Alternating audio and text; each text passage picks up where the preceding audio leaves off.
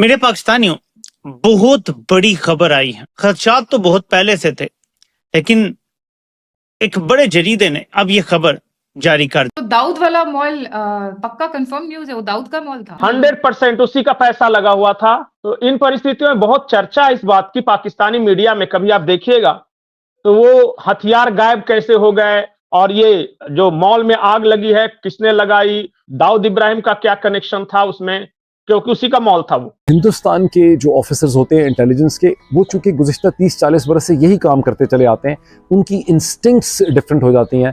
हमारे इंटेलिजेंस के लोग जो हैं उनके पास वो इंस्टिंक्ट्स नहीं है जो रॉ के और आईबी के इदारों के हेड्स के पास इंस्टिंक्ट। किसी के दोस्त नहीं है, ये किसी के दोस्त नहीं है। इनको चाहिए था हमें बताते, अगर तुम्हारे पास इंटेलिजेंस है हम करते, तुम क्यों अंदर आए हो भाई। ये वो हिंदुस्तान है, ये 1962 का हिंदुस्तान नहीं है सर, ये 2024 का हिंदुस्तान है सर, है ना। आज अगर हमारे को तुम इतना भी थ्रेट दोगे, हिंदुस्तान बोलता है यार अगर तुम हमारे साथ 1% मित्रता का हाथ बढ़ाओगे ना सर, तो हम मरने तक तुम्हारे साथ जाएंगे।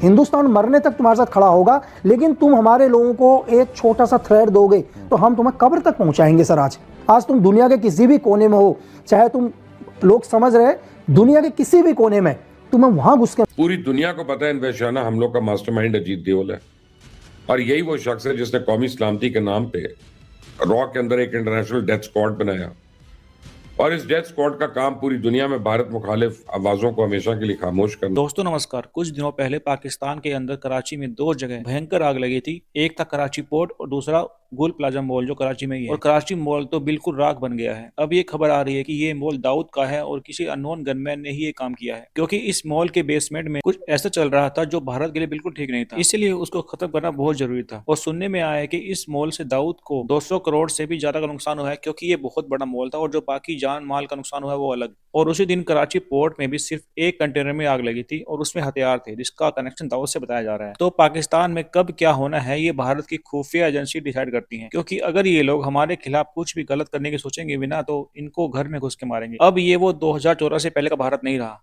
जब आए दिन भारत में गली गली में हमले होते थे, लेकिन अब यही हाल पाकिस्तान का है। और इस मॉल वाले कांड के बाद पाकिस्तानी मीडिया सदमे में है, क्योंकि मुनीर तो कुछ नहीं पता कर पा रहा कि किसने करवाया, और वो कभी पता कर भी नहीं पाएगा, क्योंकि हमारी एजेंसी काम ही ऐसे करती है। 2 महीने पहले भी ढाका में हमने अमेरिका के एजेंट को निपटाया था जो हमारे पीएम मोदी को निशाना बनाने आया था, और उसके बाद सबको समझ में आ गया। नून गनमैन का कमाल हुआ कि जिसको लेकर अभी पूरे विश्व में बातें चल रही हैं। आखिरकार वहां पर था क्या जो चुपचाप आए और जलाकर चले गए। गुल प्लाजा मॉल है, कराची का बहुत बड़ा मॉल, और वो सेंटर है। ये खबर हमने बता दी है कि वहां आग वगैरह लग गई, लेकिन अब जो जानकारियां आ रही है गुल प्लाजा के बारे में वो बहुत इंटरेस्टिंग है। ये गुल प्लाजा मॉल एक ऐसे व्यक्ति का है जो पहले भारत के नागरिक हुआ करते थे और अभी पाकिस्तान में है। जिंदा है या नहीं है उसको लेके सस्पेंस है, और ये क्लिफ्टन वाले एरिया में रहते हैं।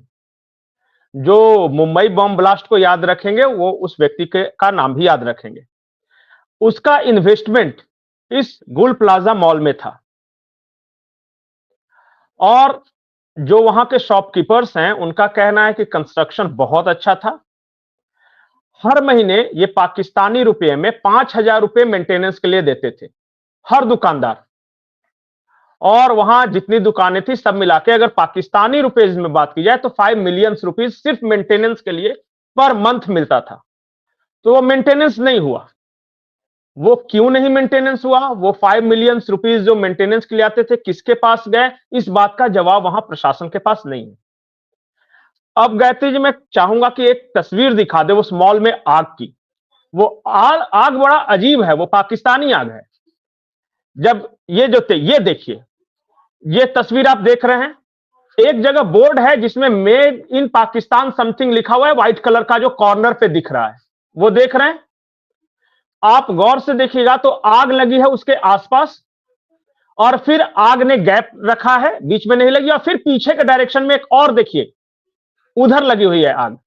जनरली आग स्प्रेड करती है, एक जगह लगी फिर धीरे धीरे फैलती है। यहां आग 3 कोनों पर अलग अलग दिखाई दी और बीच में गैप है यहां पे।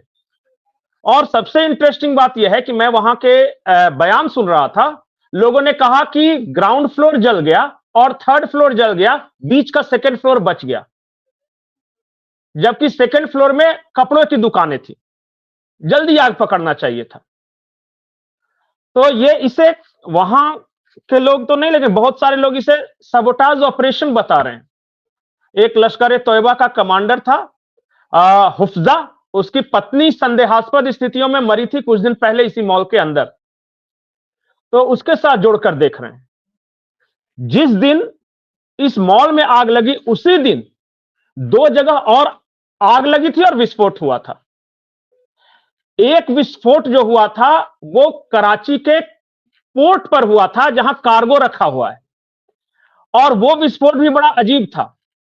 आसपास के कंटेनर रखे हुए हैं, कहीं नहीं हुआ है, सिर्फ एक कंटेनर में वो धमाका हुआ है और बाकी सारे बचे हुए हैं। एक मिलिट्री वेसल में आग लगा था, ये तो कराची मॉल का है। हाँ, वो एक ये अगर पोर्ट वाला आ जाता है तो दिखा दीजिए, आप देखिएगा कि आसपास के सारे जो कंटेनर हैं, हाँ ये देखिएगा सिर्फ एक कंटेनर में आग लगी है और आसपास वाला सारा बचा हुआ, उसके आगे उसके पीछे वगैरह। इसका मतलब स्पेसिफिक एक कंटेनर में ब्लास्ट हुआ है।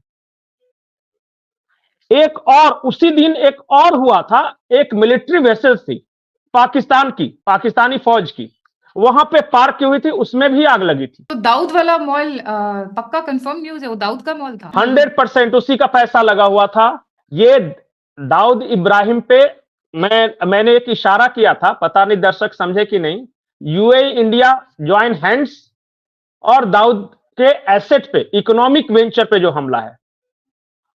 इंसान की सबसे बुरी मौत तब होती है जब उसे आर्थिक रूप से मारा जाए। तो इन परिस्थितियों में बहुत चर्चा है इस बात की पाकिस्तानी मीडिया में, कभी आप देखिएगा तो वो हथियार गायब कैसे हो गए, और ये जो मॉल में आग लगी है किसने लगाई, दाऊद इब्राहिम का क्या कनेक्शन था उसमें, क्योंकि उसी का मॉल था वो।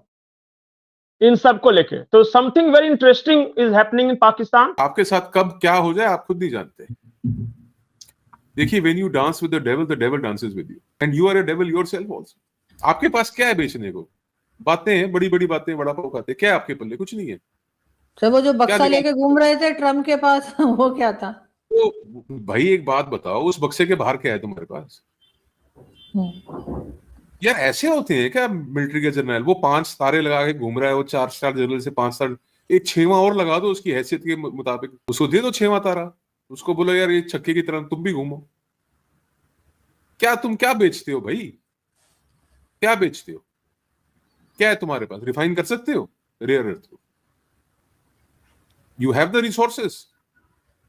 रशियन क्रूड जो हैवी क्रूड होता है, सौर क्रूड बोलते हैं जिसको, रशियन क्रूड मंगाया था ना आपने, रिफाइन हुआ आपसे?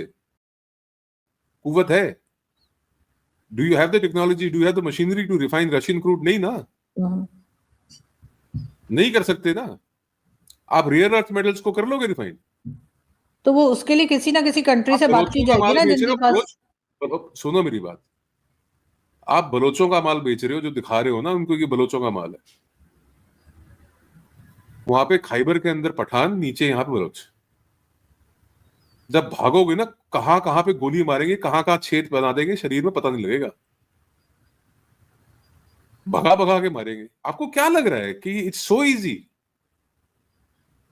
बातें करना आसान है आजू जी, डिलीवर करना बहुत मुश्किल है।